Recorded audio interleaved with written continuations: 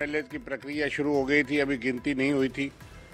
फौरी तौर के बाद भाजपा ने दावा पेश करना शुरू कर दिया कि 5 एमएलए हम नॉमिनेट करके 6 से गिनती शुरू करेंगे और हम सरकार बनाएंगे। चाहे 90 का चुनाव हुआ, 95 से गिनती करवाएंगे।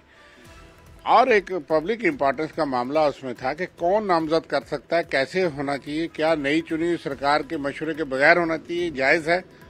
उस वक्त हमने ये मामला उठाया, प्रेस कॉन्फ्रेंस भी की और मैंने अपनी इंडिविजुअल हैसियत में फिर माननीय सुप्रीम कोर्ट में ये पिटीशन दायर की कि क्या ये जायज़ है कि 90 के चुनाव होगा और 95 की गिनती होगी, चुनाव से पहले ही वो फैसला करेंगे, और क्या नई चुनी हुई सरकार के मशवरे के बगैर ये करना जायज़ है।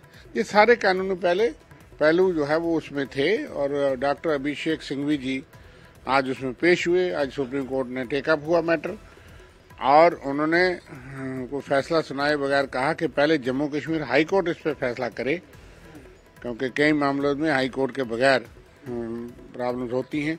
उन्होंने कहा कि हमको लिबर्टी दी है, राइट दिया है कि हम जम्मू कश्मीर हाई कोर्ट में ये मामला एजिटेट करें।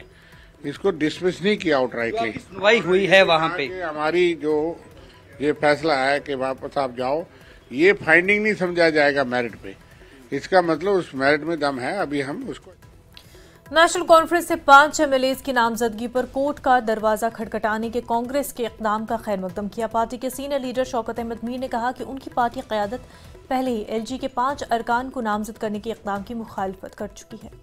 पहले ही हमारी असम्बली में 2 नॉमिनेशन सीट्स थी लेडीज की, लेकिन ये प्रेसिडेंस है और कॉन्स्टिट्यूशनली भी करेक्ट था कि जब एक हुकूमत बनेगी, हुकूमत बनने के बाद काउंसिल ऑफ मिनिस्टर्स जो रिकमेंड करते थे 2 नॉमिनेशन, उसको गवर्नर साहब एक्सेप्ट करते थे। अब बीच में यह चला कि इन्होंने 5 तक बढ़ाया, हम उसके खिलाफ नहीं है। माइग्रेंट्स को 2 सीटें मिली, पाक ऑक्यूपाइड वो शरणार्थी उनको रिप्रेजेंटेटिव, उसमें कोई हमें इख्तिलाफ नहीं है। 5 सुप्रीम कोर्ट में रिट की और उसने प्ली की इसको अनकॉन्स्टिट्यूशनल करार दिया जाए। मेरी का एक खुश आइंदा बात है, उसका कॉन्स्टिट्यूशनल राइट है। नेशनल कॉन्फ्रेंस भी बार बार यह कहती है कि इस तरफ से इनको सिलेक्ट करना ये बैकडोर एंट्री है। हाँ ठीक है, हुकूमत बन जाएगी, हुकूमत का इख्तियार है कि किन 5 लोगों को वो रिकमेंड करेंगे रिप्रेजेंटेशन देकर, तो उसकी हम। जम्मू कश्मीर बीजेपी ने एलजी की जानिब से 5 एमएलए की नामजदगी पर सुप्रीम कोर्ट से रुजू करने पर कांग्रेस को निशाना बनाया। पार्टी के तर्जुमान अल्ताफ ठाकुर ने उसे कांग्रेस की जानिब से मायूसी करार दिया। इस वक्त है अल्ताफ ठाकुर, ये स्पोक्स पर्सन है जम्मू कश्मीर बीजेपी के। न्यूज़ 18 से बात करने के लिए धन्यवाद।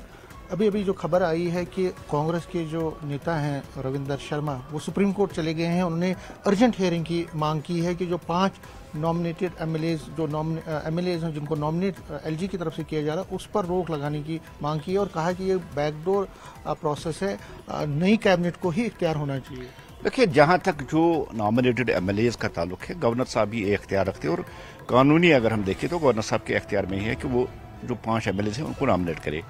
अब कांग्रेस की जो शर्मनाक हालत जम्मू में हुई है, कांग्रेस कहीं ना कहीं से अपनी तादाद बढ़ाना चाहता है, इसलिए सुप्रीम कोर्ट गई है। सुप्रीम कोर्ट के लिए सबके दरवाजे खुले हैं और कोर्ट क्या डिसीजन देगा हमें उसका भी इंतजार करना चाहिए। क्या वो एडमिट करेगा, इनका ये एप्लीकेशन एडमिट करेगी या नहीं, उसका भी इंतजार करना है। लेकिन जहां तक बात है, ऑनरेबल एलजी साहब ही हद इख्तियार रखते हैं कि वो ये जो 5 नॉमिनेटेड एमएलए है उनको वो नामजद करे।